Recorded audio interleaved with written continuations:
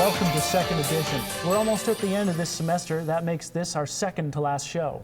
That's right, Louie. Today, mosquito season is back, but will it be a bad season of mosquitoes this spring? And some federal changes to the international post-secondary students. But today's stories won't all be as dry as this first one. As spring arrives, concerns escalate among farmers as dry weather threatens their crops.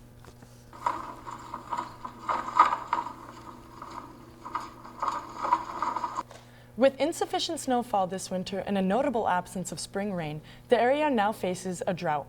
With the land left dry, farmers are facing the reality of possible crop failure this season. The resilience of our farmers are being put to the test as they battle against the elements in hopes to salvage their crop. We get our timely rains when we need it, and hopefully it'll keep us, get us through the fall. And we have crop insurance, Helpful.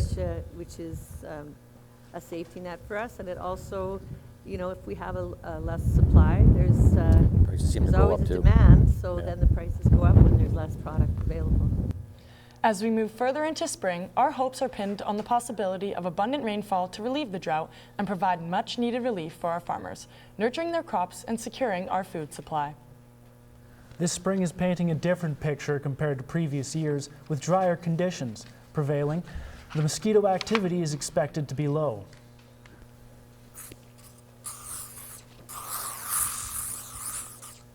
With the dry conditions this spring, experts predict a decrease in mosquito activity. Unlike the past, where wet and hot springs brought swarms of mosquitoes, this year's dry and temperate climate is expected to keep their population at bay. Residents can breathe a sigh of relief as the chances of encountering these pesky insects diminish. Really hard to predict what's going to happen without knowing what's going to happen in terms of rainfall. Our summer mosquitoes in particular are driven almost entirely by rainfall. So if we get lots of rain, we get lots of mosquitoes. If it's warm, we get more activity of mosquitoes as well. So warm and wet means more mosquitoes. Cold and dry generally means fewer mosquitoes. As spring unfolds, the current low mosquito activity is noticeable. However, this trend continues, or whether this trend continues or gives way in certain increase remains being seen. Alberta is expected to be receiving 2,000 more study permits than last year. It is speculated that Ottawa will approve 24,537 new international study permits for Alberta, while other provinces see a decrease.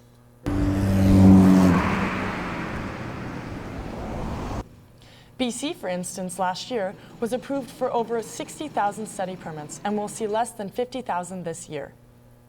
I think it is really good if Alberta is offering more students, like opportunities for students to be here.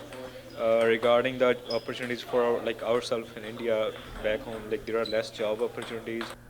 Ontario schools are expected to see the largest drop in international students, from over 200,000 to less than 150,000. The Animal Health Clinic at NAIT will be conducting X-ray examinations on live canine patients.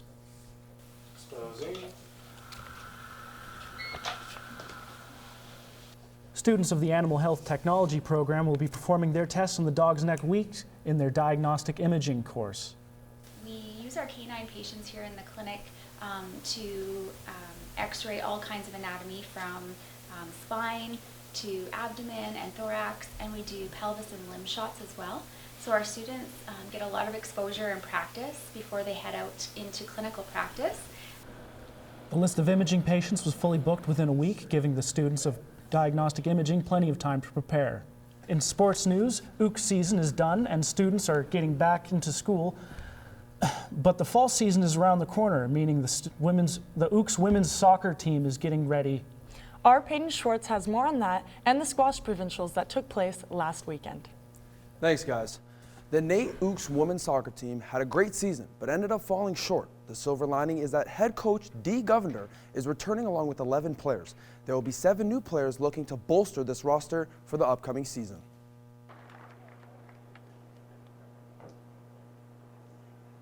The NAIT OOCs want to change their place in the standings next year and are hopeful to raise a banner. Rookie of the Year, Sasha Petramala says after the season, she has a better mindset and wants to motivate her team even more next season.